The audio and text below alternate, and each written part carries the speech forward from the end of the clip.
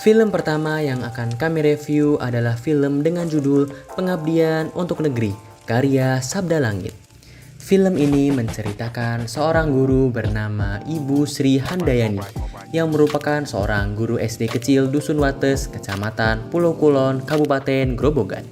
Beliau sudah mengajar di SD tersebut kurang lebih selama 16 tahun lamanya.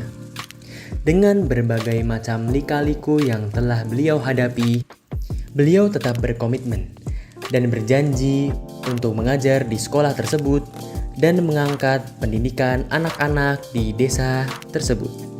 Walaupun gajinya tidak seberapa, Ibu Sri Handayani telah mengabdikan dirinya untuk dapat mengajar anak-anak di desa tersebut dengan ikhlas, dengan harapan anak-anak tersebut dapat melanjutkan ke jenjang pendidikan yang lebih tinggi dan nantinya akan memajukan desa tersebut.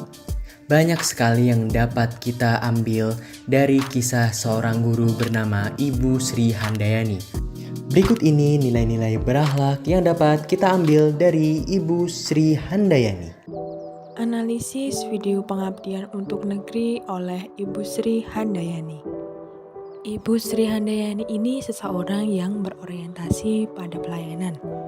Beliau memenuhi dan juga memahami kebutuhan masyarakat, di mana di Dusun Wates ini kekurangan guru atau pengajar. Sehingga Ibu Sri Handayani ini berjanji dan berkomitmen untuk terus mengajar di SD Kecil Pojok 01 agar desa tersebut bisa lebih maju dan anak-anak di sana bisa menempuh pendidikan setinggi-tingginya dan menggantikan posisi beliau kelak untuk mengajar di sekolah itu. Selain berorientasi pada pelayanan, Ibu Sri Handayani ini sosok yang mempunyai sifat akuntabel. Ia sudah melaksanakan tugasnya sebagai guru dengan penuh tanggung jawab, seperti berangkat tepat waktu, rela melewati jalan yang penuh lika-liku sampai terjatuh hingga ia minta tolong. Lalu, integritas Ibu Sri Handayani ini juga ditunjukkan ketika beliau berkata, "Apa yang kita tanam adalah untuk ibadah, sehingga kita tidak akan mengharapkan apapun selain pemberian Allah." Dari kata itu dapat disimpulkan bahwa Ibu Sri Handayani ini tidak akan menerima sesuatu yang berasal dari hal yang tidak benar. Mengembangkan kompetensi diri merupakan salah satu sikap kompeten dari Ibu Sri Handayani. Ibu Sri Handayani ini benar-benar kompeten dalam bidang pendidikan. Hal ini ditunjukkan dengan lulusnya beliau dari Diploma 2 Universitas Terbuka. Sikap kompeten lain yang dimiliki oleh Ibu Sri Handayani yaitu beliau memiliki tugas yang mulia untuk mentransfer ilmu pengetahuan kepada anak-anak di desa, sehingga di desa itu pendidikannya menjadi terangkat. Sikap kompeten yang lain yang ditunjukkan oleh Ibu Sri Handayani yaitu beliau melaksanakan tugas dengan kualitas terbaiknya. Walaupun sarana dan prasarana ini kurang, tapi Ibu Sri Handayani tetap tulus, tetap ikhlas, dan tetap totalitas untuk mengajar murid-muridnya. Sikap harmonis merupakan sikap yang selanjutnya kita dapat teladani dari Ibu Sri Handayani.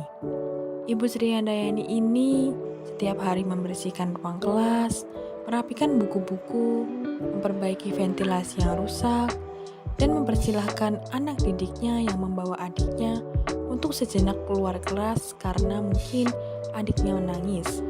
Hal ini tentunya akan membuat suasana kelas itu lebih kondusif dan tenang untuk pembelajaran. Loyal merupakan sikap totalitas dari Ibu Sri Handayani. Ibu Sri Handayani berkomitmen untuk terus mengabdi di SD Kecil Pojok 01 hingga beliau mengatakan jika ia ditawari untuk mengajar di sekolah yang lebih bagus, beliau akan menolak tawaran tersebut karena beliau sudah berjanji untuk mengangkat pendidikan di desa tersebut. Adaptif merupakan salah satu sikap yang dimiliki oleh Ibu Sri Handayani. Ibu Sri Handayani ini dapat berbaur dan menyesuaikan diri dengan masyarakat sekitar. Dengan menyesuaikan diri dan berbaur dengan masyarakat sekitar, membuat Bu Sri Handayani ini mendapat dukungan dari masyarakat tersebut, hingga ia dipanggil oleh Pak Dukuh untuk terus mengajar di desa SD Kecil 01. Kolaboratif berasal dari kata kolaborasi. Masyarakat di Dusun Wates sangat mendukung anak-anaknya agar dapat bersekolah, dan masyarakat tersebut juga mau bekerja sama dan bekerja bakti dengan para guru.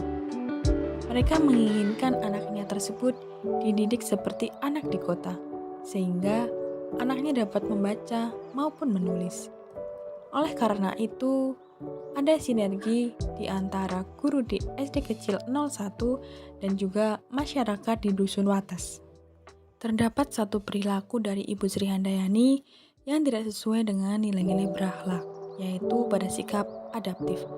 Ibu Sri Handayani ini kurang adaptif, yaitu kurangnya inovasi dan kurang mengembangkan kreativitas ketika mengajar di SD Kecil 01, yang diakibatkan karena adanya kurang sarana dan prasarana dalam sekolah tersebut. Dampak yang ditimbulkan dari kurangnya inovasi maupun kurangnya kreativitas dari Ibu Sri Handayani, yaitu anak-anak di SD Kecil 01 ini hanya mendapatkan ilmu sebatas apa yang diajarkan saja, tanpa adanya eksplorasi diri yang lebih jauh. Yang terakhir yaitu solusi tentang apa yang harus dilakukan agar yang baik dipertahankan dan apa yang harus dilakukan agar yang kurang dapat diperbaiki. Untuk apa yang harus dilakukan agar yang baik dapat dipertahankan, yaitu pemerintah dapat memberikan insentif kepada Ibu Sri. Karena Ibu Sri itu sudah dengan gigihnya beliau mengajar dengan sarana dan prasarana yang kurang, tetapi beliau tetap mengabdi yang terbaik untuk SD Kecil 01. Selain itu, pemerintah juga diharapkan memperbaiki infrastruktur di desa tersebut, terutama jalan, sehingga Ibu Sri ini menjadi lebih bersemangat untuk mengajar anak-anak di Dusun Wates. Selanjutnya, apa yang harus dilakukan agar yang kurang ini dapat diperbaiki? Karena Ibu Sri Handayani ini orang yang kurang adaptif karena tidak berinovasi dan mengembangkan kreativitasnya dalam mengajar, maka diharapkan pemerintah ini dapat memfasilitasi Ibu Sri dalam mengajar di sekolah tersebut, seperti melengkapi sarana dan prasarana, sehingga Ibu Sri ini dapat mengembangkan inovasi-inovasi yang terbaru untuk kemajuan SD Kecil 01 dan pendidikan di Dusun Wates.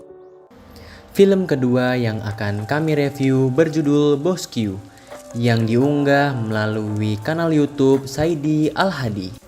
Film ini menceritakan tentang pegawai pajak yang mengeluh karena mendapatkan teguran dari kepala kantornya yang bernama Ibu Puan. Singkat cerita, Ibu Puan menegur keempat pegawainya yang bernama Fortina, Dodi, Bayi Haki, dan Esi. Ibu Puan menegur keempat pegawainya juga bukan tanpa alasan. Setiap pegawai memiliki masalahnya masing-masing, mulai dari kurang disiplin, tidak berintegritas, dan lepas dari tanggung jawab. Sebagai kepala kantor, sudah menjadi tugas Ibu Puan untuk menasehati dan memperbaiki perbuatan yang salah dari pegawai-pegawainya. Di balik semua itu, Ibu Puan hanya ingin menciptakan tim kerja yang solid yang dapat menjadi contoh yang baik bagi masyarakat. Dan menurut Ibu Puan, semuanya berawal dari niat. Jika niat seseorang dari awal sudah buruk, maka kinerja yang dihasilkan juga pasti akan buruk. Ibu Puan juga menambahkan bahwasanya tidak ada perbedaan antara atasan maupun bawahan. Perbedaan hanyalah terletak pada tanggung jawabnya. Dari film ini kita dapat mengambil banyak pelajaran, mulai dari perilaku yang sudah sesuai dengan nilai-nilai berakhlak maupun perilaku yang belum sesuai dengan nilai-nilai berakhlak. Dan berikut ini rinciannya. Analisis kasus film pendek Bosque. Perilaku yang sesuai dengan nilai-nilai berakhlak. Dalam film pendek Bosque ini, kami melihat tokoh Ibu Puan yang telah menerapkan nilai-nilai berakhlak. Nilai yang pertama adalah berorientasi pelayanan, di mana Ibu Puan melakukan perbaikan yang tiada henti dengan mengingatkan selalu kepada para pegawainya agar memperbaiki kesalahan yang diperbuat dan senantiasa bekerja dengan niat tulus mengabdi pada negeri. Nilai yang kedua, akuntabel. Ibu Puan merupakan sosok pemimpin yang dapat dijadikan panutan karena sifat perfeksionis beliau, sehingga diharapkan pegawainya juga dapat mengikuti jejak beliau. Transparansi Ibu Puan juga terlihat dengan adanya komunikasi antara beliau dengan pegawainya tanpa ada hal yang ditutupi. Nilai yang ketiga, kompeten. Ibu Puan memiliki keterampilan manajerial yang terlihat saat beliau membina pegawai-pegawainya. Walaupun beliau terkesan tegas dan galak, namun beliau tetap mengindahkan 3 kata ajaib, yaitu tolong, maaf, dan terima kasih. Nilai yang keempat adalah kolaboratif. Ibu Puan memberikan nasihat kepada para pegawainya secara tegas dengan tujuan agar tercipta tim yang solid dan tidak adanya perbedaan antara bawahan atau atasan. Perbedaan itu hanyalah terdapat pada tanggung jawab. Ibu Puan memiliki tanggung jawab untuk mengubah pegawainya menjadi lebih baik dan menjadi panutan bagi masyarakat. Perilaku yang tidak sesuai dengan nilai-nilai berakhlak.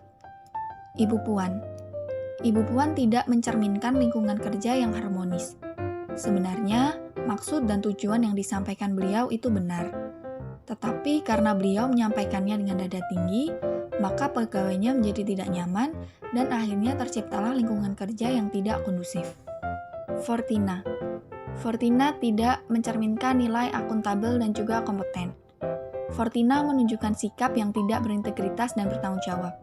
Dia datang ke kantor sudah menggunakan seragam, akan tetapi tidak lama kemudian Fortina balik dan keluar dari kantor. Dampak dari apa yang dilakukan Fortina ini adalah pekerjaannya sendiri menjadi tertunda. Selanjutnya, Fortina menunjukkan sikap yang tidak berkompeten. Dia tidak dapat mengerjakan tugas yang dibebankan terhadapnya dengan baik, sehingga tidak dapat selesai tepat pada waktunya. Dodi, Baihaqi, dan Esi sama-sama tidak mencerminkan nilai akuntabel. Dodi tidak menggunakan seragam ketika berangkat ke kantor, dan menggunakan waktu istirahat terlalu lama sehingga dia terlambat balik ke kantor. Hal ini menunjukkan dia kurang memiliki tanggung jawab dan integritas tinggi terhadap peraturan. Dampaknya, masyarakat yang melihat Dodi akan membuat citra kantor terlihat jelek. Dan ketidakdisiplinannya terhadap waktu juga mengakibatkan pekerjaannya menjadi terbengkalai dan tidak selesai pada waktunya. Baihaqi kurang mempunyai tanggung jawab dan disiplin waktu. Hal ini dibuktikan dengan Baihaqi datang ke kantor pagi hari hanya untuk melakukan absen pagi. Setelah absen, Baihaqi tidak stay di kantor dan baru sekitar jam 9, Baihaqi datang ke kantor lagi. Kurangnya disiplin waktu dari Baihaqi akan menyebabkan pekerjaan penting menjadi tertunda. Akhirnya, pekerjaan tersebut tidak selesai tepat waktu yang tentu saja dapat merugikan instansi. Esi terlambat 2 menit dan terdapat kesalahan pada pekerjaannya. Akibatnya, Esi harus mengulang kembali pekerjaannya dan akhirnya pekerjaannya semakin menumpuk dengan adanya pekerjaan-pekerjaan yang baru. Jadi, apa yang harus dipertahankan? Ibu Puan dapat terus mempertahankan ketegasannya kepada para pegawainya agar tetap solid dan terus melakukan perbaikan sehingga para pegawainya dapat menjadi contoh yang baik di masyarakat. Berikutnya, apa yang harus diperbaiki? Yang pertama, Ibu Puan dapat mencari cara lain untuk menyampaikan perbaikan kepada pegawainya tanpa harus menggunakan nada bicara yang tinggi. Yang kedua, untuk Fortina, Dodi, Baihaqi, dan Esi dapat belajar untuk menjadi pribadi yang lebih disiplin dan menghargai waktu. Karena setiap waktu yang kita berikan bukan semata-mata hanya untuk organisasi, tetapi juga demi melayani masyarakat. Cukup sekian analisis kelompok kami mengenai pengabdian untuk negeri oleh Ibu Sri Handayani. Kami, Fauzi Erlangga, Erista Alvanus Cahya, dan Rizka Arifa Nugraini pamit undur diri. Sampai jumpa di kesempatan selanjutnya.